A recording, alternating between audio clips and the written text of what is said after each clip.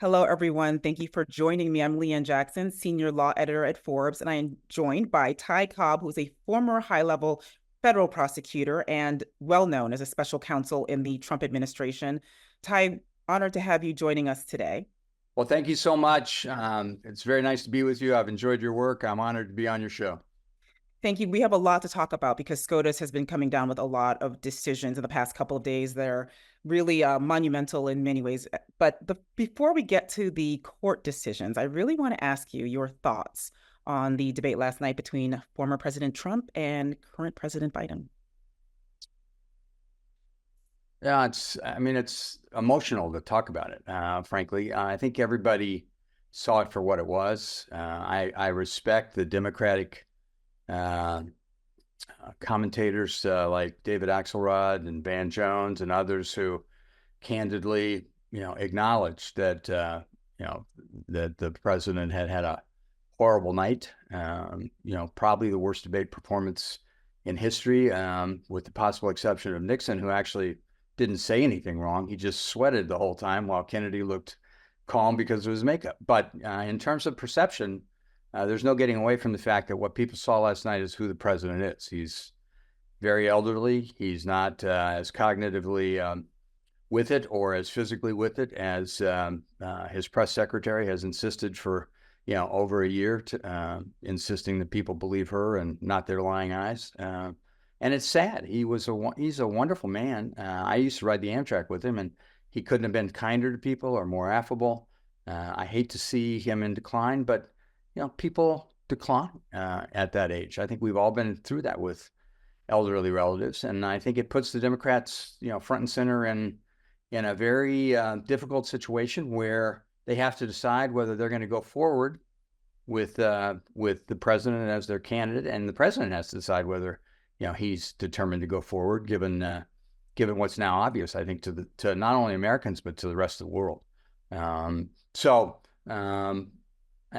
it's interesting because all we really are talking about, is the president's difficulties last night, whereas the former president, Mr. Trump, spent the whole time lying. By the end if he'd have been Pinocchio, by the end of the debate, his nose would have reached all the way to Jake Tapper. How do you feel this played with the American public and potentially the world at large? Of course, our allies are watching this debate, concerned about how what can happen with the elections.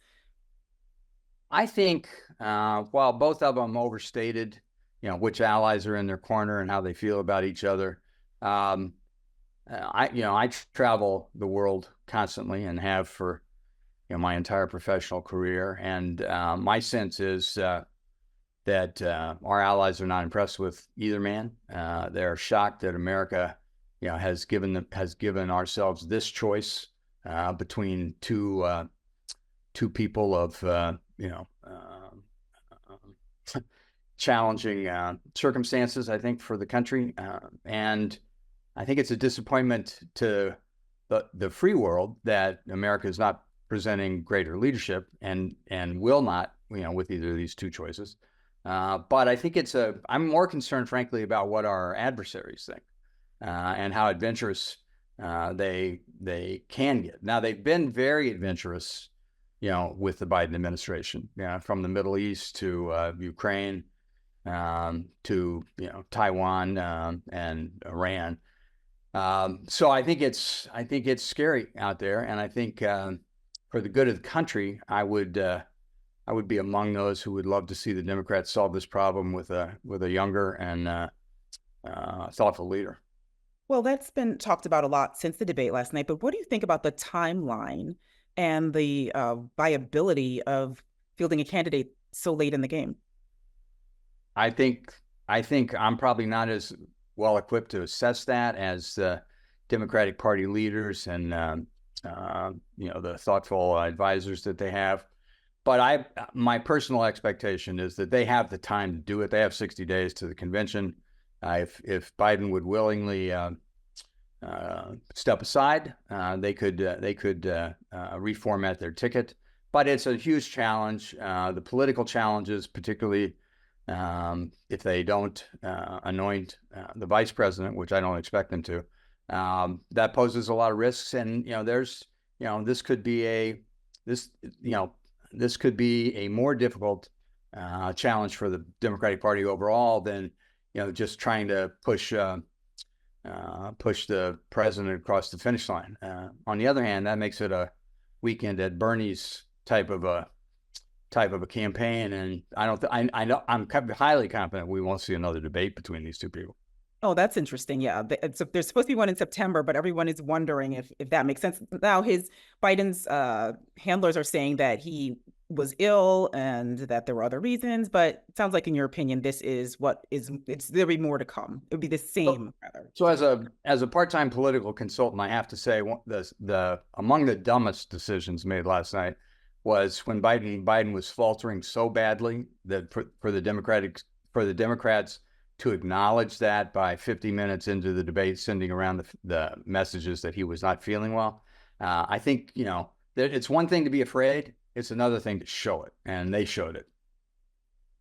Well, our politics never ceases to have curveballs and to be interesting, to put it euphemistically. And of course, what's happening with the courts has been equally monumental. And but some of the cases that have come out, you and I were talking a little bit before we got on. You were saying there's been a lot of talk about the Chevron case, and of course, there was also today the obstruction case involving some of the January 6th defendants. You feel like let's talk specifically about the obstruction charges, because there's a lot of conversation about whether this will impact Jack Smith, the special prosecutor Jack Smith's case against Trump in Florida or DC, maybe, and I'm not sure which jurisdiction it's in, but his case against Trump.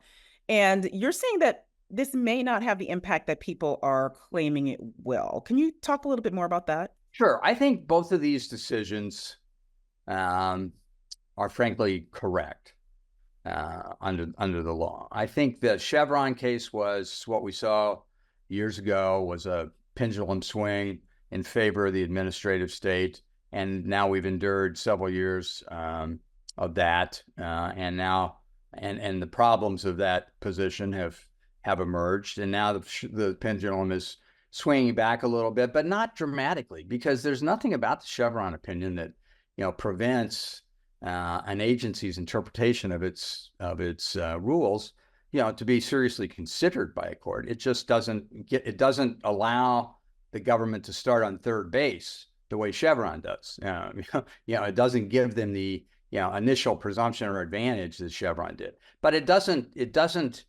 prevent the government from regulating or getting it right.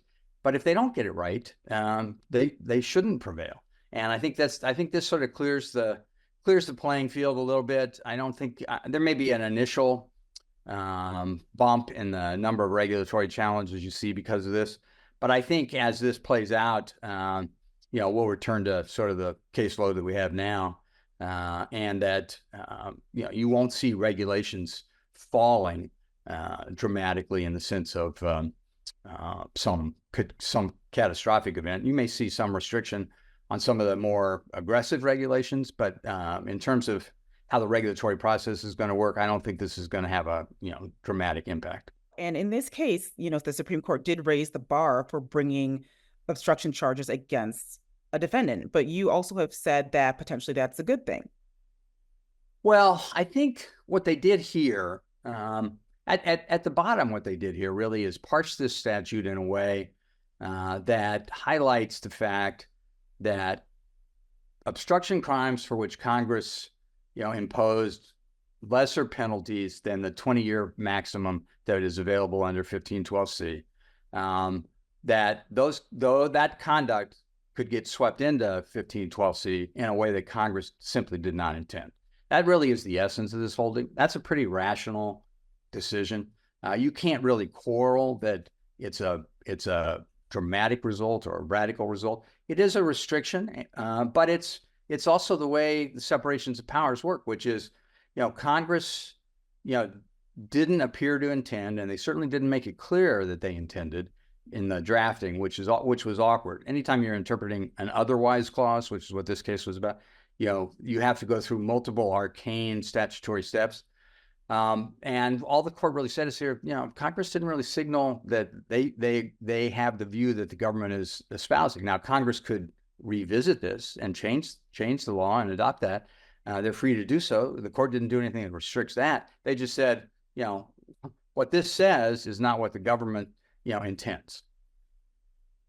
So this may or may not have an impact on former President Trump's case, but he did appeal on the issue. Oh, yes. He is immune from all of this to begin with.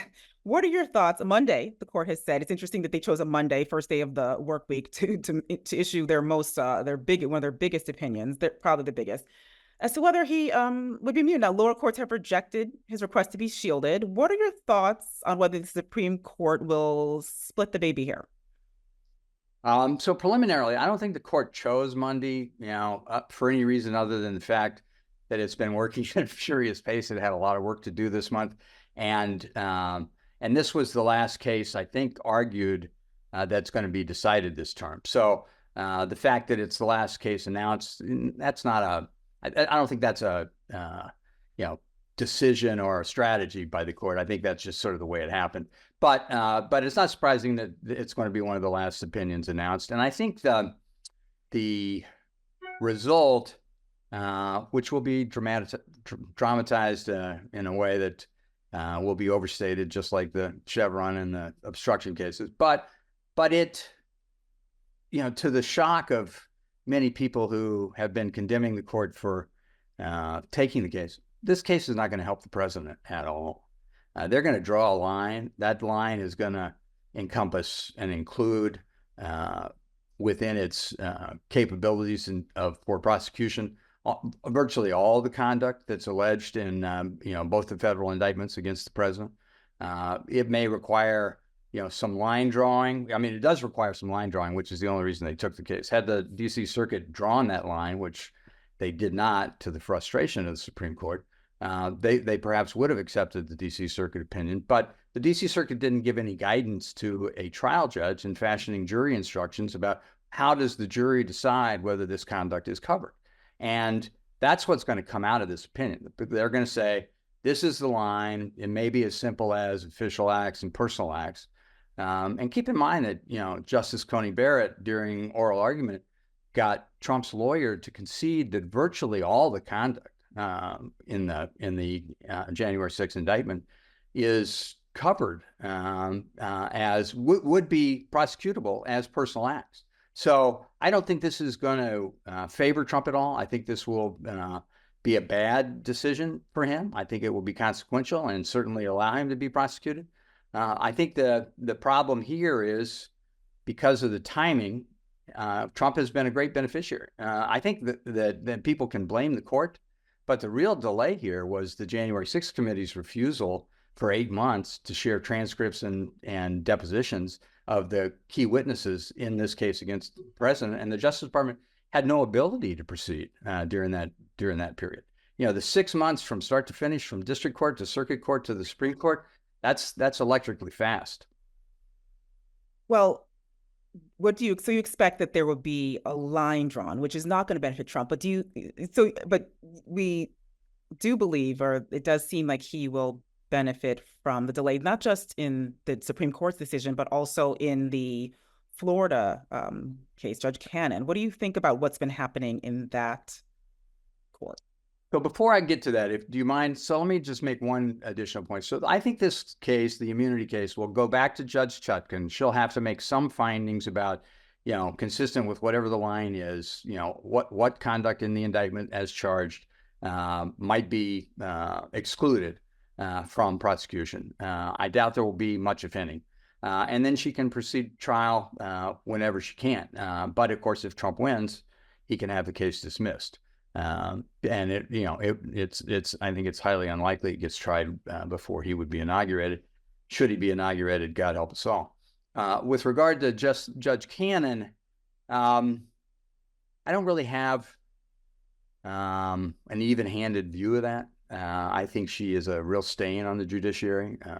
She's not just incompetent; she's purposely assisting the president. Her refusal to rule on these motions while people for a long time tried to give her the benefit of the doubt as being merely incompetent, she's not merely incompetent. She's purposeful about this, and it's tactical now because she knows if she does rule in favor of Trump on any of these motions, there's no legal basis for it, and that she would be quickly reversed in the 11th Circuit and likely removed. So I think frankly that is the whereas I think the January 6th process has played out in the ordinary course of criminal law, and keep in mind this is the most consequential separation of powers case in the history of our republic.